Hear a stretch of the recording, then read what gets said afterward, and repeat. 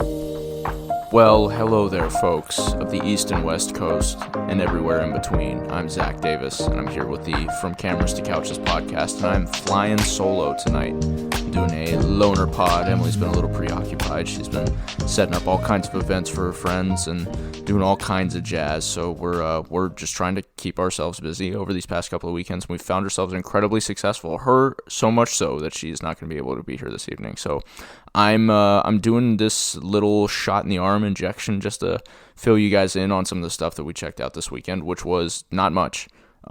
We did go get to see Gladiator 2, and by we, I mean me and my brother-in-law, Riley. We've been hoping to see it for a while. It's something I've been anticipating for a while. I'm a huge fan of the first one, one of the big family favorites in the Davis household. And we got to check it out on Saturday. I was pretty surprised by how much I liked this movie. It is not nearly as good as the first one, so don't go into it with the expectation that it's going to be. But I thought it was a really fun time overall. I thought the lead actors, Paul Mescal, Pedro Pascal, were pretty awesome. They really play their roles really well by not really doing anything out of the ordinary.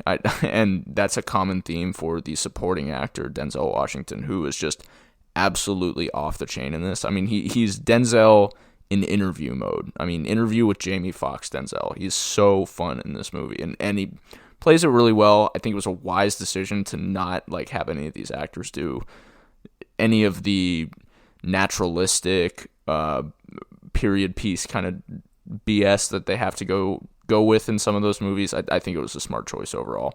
Connie Nielsen reprises her role from the original movie, which is nice to have. Russell Crowe is nowhere to be seen in this. He pops up in a couple of sequences, but nothing new. It's all just reshot, or not even reshot, just recut sequences from the original movie. There's a pretty long introductory splash section where it does this artistic rendering of the events of the first movie. There's a couple of frame-for-frame shots of the original movie. We're going to move into spoiler territory pretty quickly here just for the sake of me talking about it, but it's revealed that Hanno, the main character played by Paul Mescal, is Marcus Aurelius's grandson. He's the next in line for the throne. He's Maximus's son and Connie Nielsen character's son. I don't know why I can't think of her name right now, but it was something that was revealed in the trailers going into this. I was talking to my brother-in-law a bit about this, but I'd seen that reveal 8 times over the course of the times that we've been at the theater for the past several weeks, and it did not surprise me at all, which is frustrating because I don't anticipate that most people are like us. A lot of people aren't spending as much time in the movie theaters as we are, but I just don't like having to sit through something like that and just ruin the next thing for myself. Oh well, it is what it is. Let's get back to Gladiator. Let's get on task. So this is very much a continuation of the first movie, as I was alluding to earlier. It's nothing particularly different. It doesn't really push the boundaries of what it can be. It feels like a very post Game of Thrones world of political intrigue and some stuff like that. A lot of which I think really worked, and I had a really fun time with. The dips and the dives are a little obvious, but it really does work out overall. Like I said at the top of this, Denzel Washington is just absolutely off the chain in this. I enjoyed every second that he was on screen. He's really just doing his work. He's just having fun at this point in his career. We talked about it a few weeks ago on the Roundup, but he is coming back for more Equalizer movies, and I'm just going to enjoy every second of him just being on screen because he's done so much play stuff in the past couple of years. But he's a fun and awesome actor. I am so glad that we get the opportunity to keep seeing him in big budget movies like this. And it's really amazing that Ridley Scott was able to pull this off because, he's in his early 90s now. Last year's Napoleon was a little bit worrisome, to say in the least. And I mean, the writing has been on the wall a little bit with projects like Prometheus, which a lot of people despised. I actually really like Prometheus, and Alien Covenant, not so much, but he's just been falling off and really falling into his own ideas over the past several years, and just rehashing a lot of his old tricks. And you know, I think he has one of the most storied careers in Hollywood history, particularly for his amazing ideas. I mean, he has come up with some of the most impressive scale and universe ideas that we've seen on the screen ever, a lot of which has set the standard for everything going forward. And I think that this is not... Gladiator 2 is not exactly an iteration on that, but it is a really fun movie, and I was really glad to be there for it. Now, this does open up an interesting conversation that I wanted to briefly touch on, but I was reading a piece of media earlier this week that said something about the top 10 movies of 2024 have all been sequels.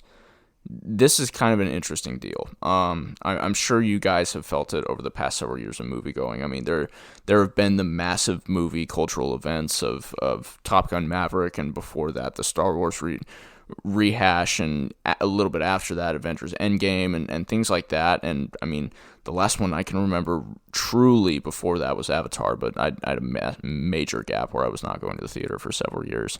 But this has become a plague of the 2000s, and I really think that this century has really been a bad time for creativity in movies as a whole, with how I think that... Let me back up a little bit. I think the pendulum is swinging back the other way. I think through the 2010s, we were definitely seeing the counteraction to a lot of the mainstream, superhero movies and sequels and grand universes and these things by people putting out like Yorgos Lanthimos. I mean, he showed up in 2016 with The Favorite and The Lobster, and people didn't know what to do with themselves. There are a lot of... I'm sorry, The Favorite was 2018, just now I'm noting myself, but there are signs of life that have been shown throughout that. I mean, even in the 2000s, but the most popular movies of the past several decades have been those ones that can bring together the generations of people that understand and enjoy properties together, and they can bring their kids to them because they already know about them, and it's kind of put us in an interesting position as the film watchers, because we're looking for something new every time, but kind of expecting a little bit of familiarity. I don't think everybody is like that. I do think that the general public in some capacity does like some familiarity in their movies. That is both a blessing and a curse. I think there have been a lot of cool properties and great ideas that have come out of sequelitis, but in the long run, I'd just like to see, original creative IP really succeeding at being itself and not trying to, fit within the guidelines of one universe or another or anything like that. I really just love original ideas, which is why I've kind of moved away from bigger budget stuff in recent years, and it's a little bit hypocritical of me to say that with me just having gotten into movies in recent years, but I really do think that the more I go down the rabbit hole, the more I appreciate the smaller projects that really fundamentally changed the way that these things are made. And some of those bigger projects are just amazing and really, like, truly in the same stroke fundamentally change the way that these movies are made. But I think that the more risks that we're taking, the higher the reward for the creativity, because ultimately it is about, like, the entertainment to some people, but the art to others. And I personally vouch more for the side of just seeing how we can change or properly iterate on what our generation is trying to describe. Which was something that was really cool to see at, like, the Knoxville Film Festival, where a bunch of people from our generation are describing things differently than you see in a lot of mainstream Hollywood, because there's just not a ton of young people involved. I mean, there are young people involved, but just not like they're not the avant-garde stuff. Regardless, I just wanted to make a quick note of that. So yeah, top 10 movies this year were all sequels. Moana 2 is not among them. Neither is it among the Roundup this weekend. I decided not to go see it. I've been hearing some pretty middling things about it overall.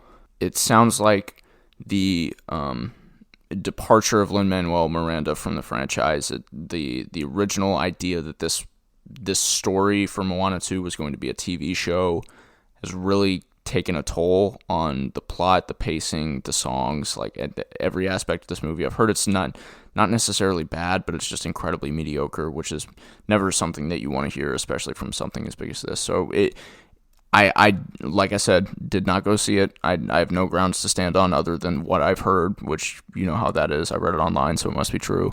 But it's kind of unfortunate, and you know, more writing on the wall for Disney. It's been a rough year for them. Well, I guess not a rough year. It's just been a rough go in general. They've had a rough news period this year, but their financials are probably looking okay with, I think Inside Out 2 is still the top movie of the year. But yeah, it's an interesting time to be a part of the Disney franchise. So anyway, that's the quick shot in the arm that I wanted to give. So I'm just going to plan on trying to see some more stuff this week. There's not a whole lot coming out this weekend. I know Y2K is going to be out this weekend, A24's movie about what happened if Y2K actually happened. It looks to be like a fun bit of 90s nostalgia, which I'm always here for. We may not get to go check this one out this week. We'll be flying out to Washington State at the end of the week, so we're going to be a little bit preoccupied, but we'll probably be back for a weekly highlight next week. We'll be doing our weekly highlight this week as well, so I'll probably put up the poll on that in the next couple of days. Not too sure what the options are going to be, but I'll discuss with Emily when we get the opportunity, and we'll figure it out. We'll get back to you guys, but in the meantime, have a great rest of your week. Thanks for listening in for this short little bout, and we'll see you on the other side. Adios.